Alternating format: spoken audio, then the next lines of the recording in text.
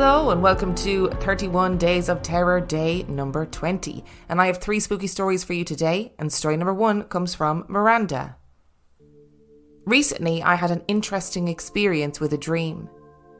In the dream, I was at an upcoming 6th form barbecue in a garden. The surroundings and people's faces were blurred and unclear.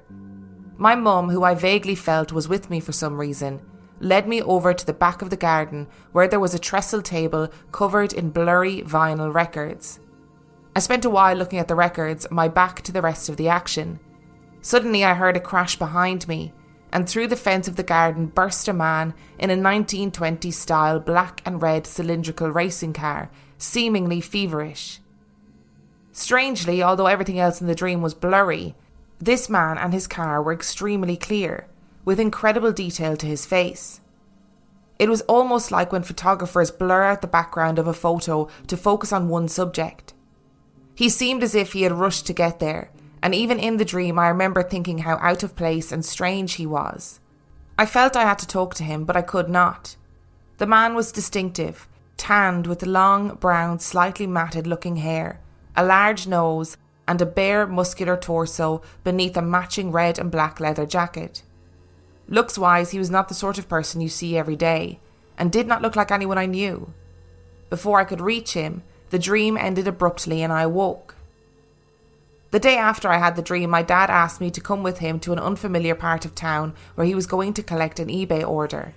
He had told me it was a part for something he was building. On the journey, which took us mainly through long, leafy roads, I did not see a single person. Until, as we were driving slowly down a deserted country lane, I saw a man. He was walking along, staring intently at me through the car window until we passed him. Although this was perhaps because I was also staring at him. It was the exact, very distinctive man from my dream, even down to his bare torso and identical long, brown and matted hair. A man I had never seen in real life before. He was missing the jacket and the car, as he was dressed in heavy black boots and knee-length black flappy shorts. It was unmistakably him though. For some reason I didn't feel surprised, I just met his gaze and we drove by.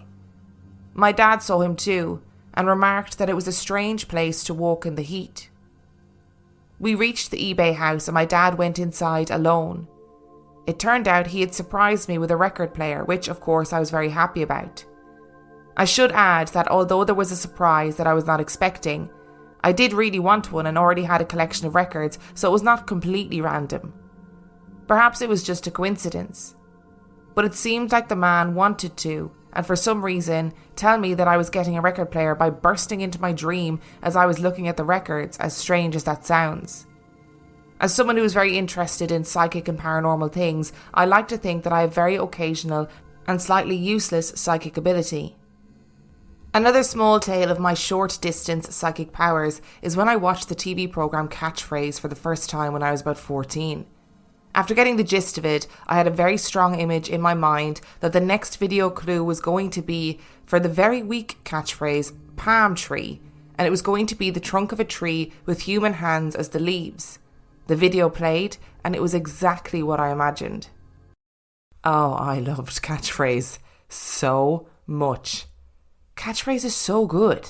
So if you're not in the know, I don't know if there's like an American version or a version outside of the UK and Ireland, but Catchphrase was a TV show where you would be shown visual representations of famous sayings or phrases, and sometimes it will be really weak, like something like palm tree, which isn't even a phrase, it's just a thing. Anyway, and you'd have to guess what the famous phrase or word was based on the pictures, and it was so good. The minute I realised that I had a short distance psychic ability that was centred around Catchphrase, get me on that TV show.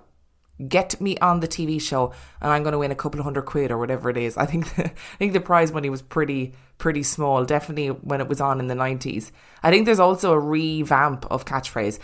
This podcast is now a podcast dedicated to Catchphrase, apparently. How strange that you dreamed about that man. Like, I thought this story was going to go somewhere you were like, I saw a picture of that man and he was like a distant relative. No, he was a man that was just in your dream and then you saw him the next day. What if this man had like amazing psychic abilities and actually what happened was he was in your vicinity as in your local area, and he somehow accidentally infiltrated your dream because he had psychic ability and you've got this short distance psychic ability. Maybe that's what it was. Also, he sounds like a bit of a legend. Crashing into a party in a car like that, dressed like that, what a legend. And story number 2 comes from Charmley. My house was built in the late 1800s, so therefore it is pretty creepy. This occurred in lockdown of 2020. It started while I had COVID, so I'm not sure if I was hallucinating or not, but on to the story. I was sitting in my room watching TikTok, as your average person would be, when I started hearing a tap, tap, tap coming from the back wall of my closet. I was almost shitting myself and I ran out into the living room where sitting in her favourite spot was my great-grandma with my cat. The only thing is that just as I'd seen her sitting there, I was about to go and hug her, and I suddenly remembered that she lived across the country, so that couldn't have been her. I stopped dead in my tracks when my phone rang and my grandmother was in hysterics on the other side of the phone saying, "She's gone, she's gone." I dropped my phone, said fuck that and sonicked the fuck out of there. I believed that she was coming to say goodbye for the last time, and the tapping on my wardrobe was my deceased cat, because that was his favourite place to chill out. So before you run away like me, please remember to say that you love the person. I don't care who it is. If it's a person that I love to the ends of the earth, I'm running away. I'm running away. I know that you are not physically there, so I am running. I'm either running from my own hallucinations, I'm running from my own declining mental health, or I'm running from the paranormal. Either of those 3 things, I'm running from. And I know that when people are sick, and also depending on how an illness impacts them, like depending on how COVID impacts you, like people are known to hallucinate when they're feeling well, when they spike a fever, whatever it is.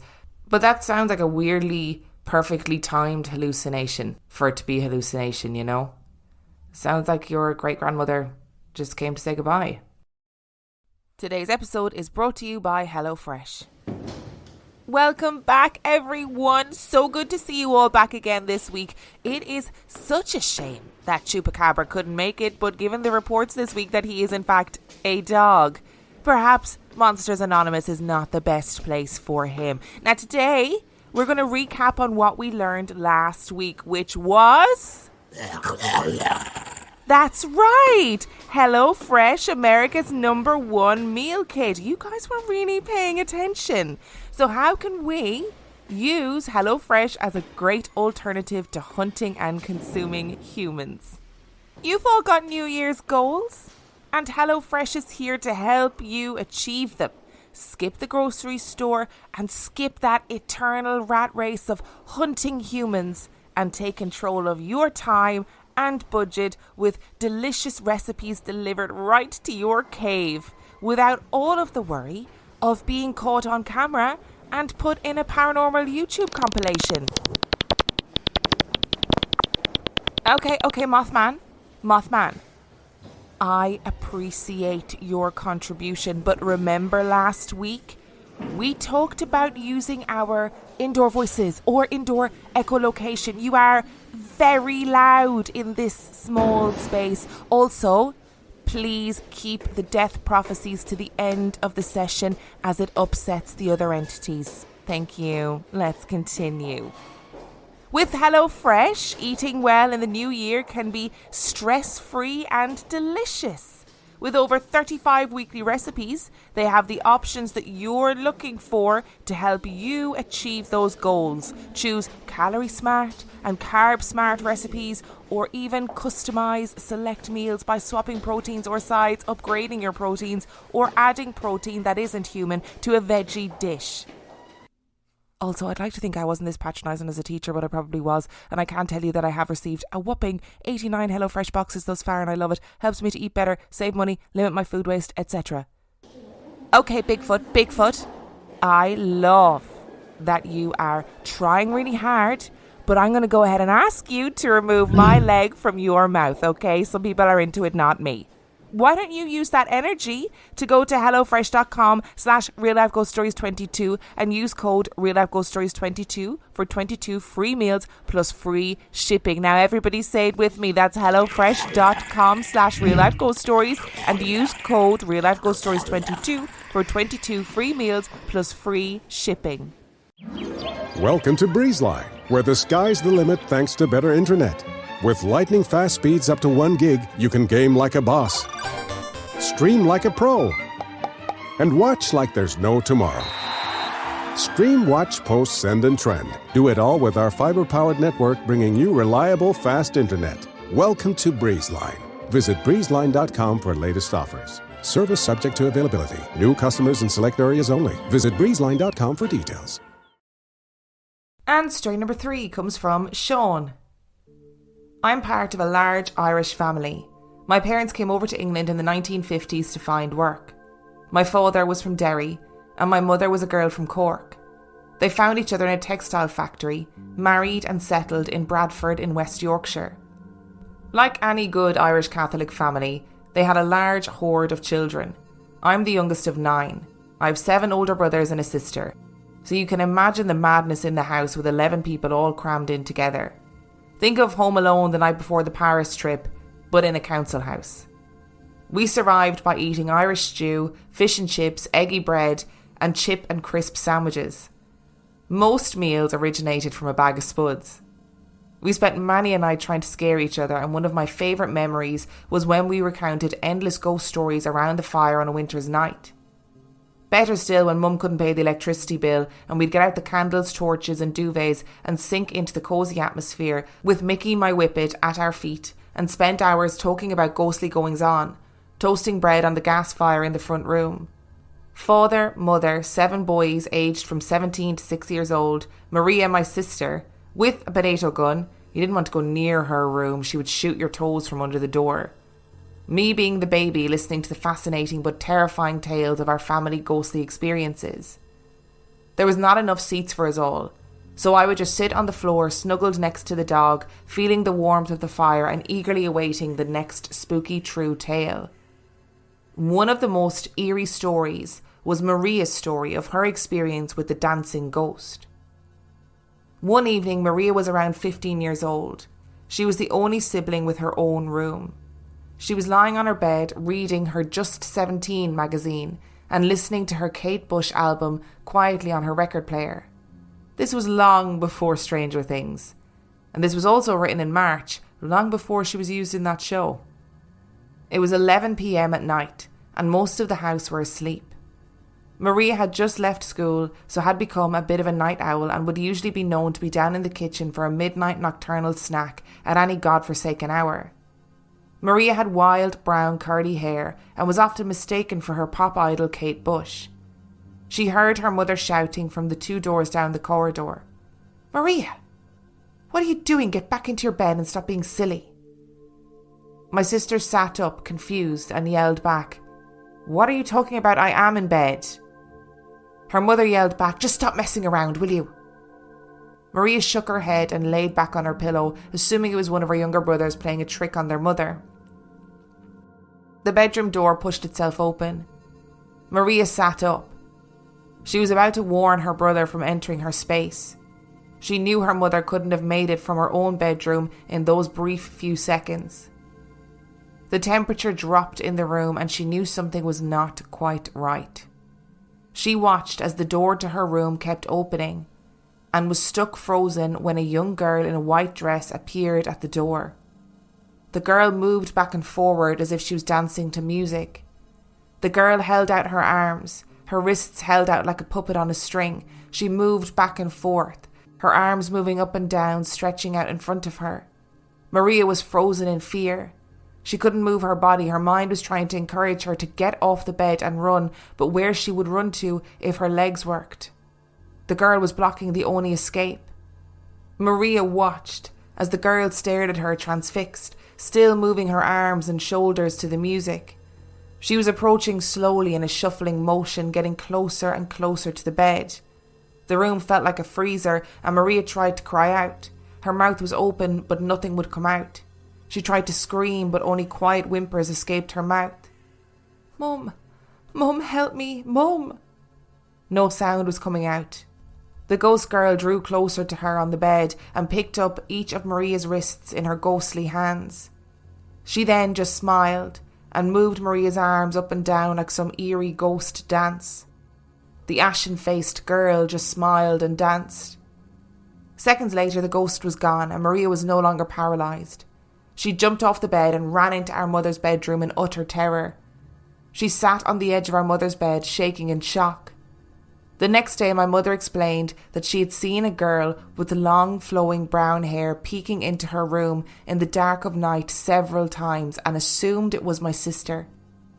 Our mother explains the girl was just staring at her as she slept, one eye peeking around the door. My sister examined herself the next morning and there were 2 purple bruises around her wrists, where the nightly visitor had held her and forced her into her ghostly dance. Years later, my sister swears all of this is true. This story just made me feel really warm and fuzzy until we got to the dancing ghost bit, at which point I was not feeling warm and fuzzy at all.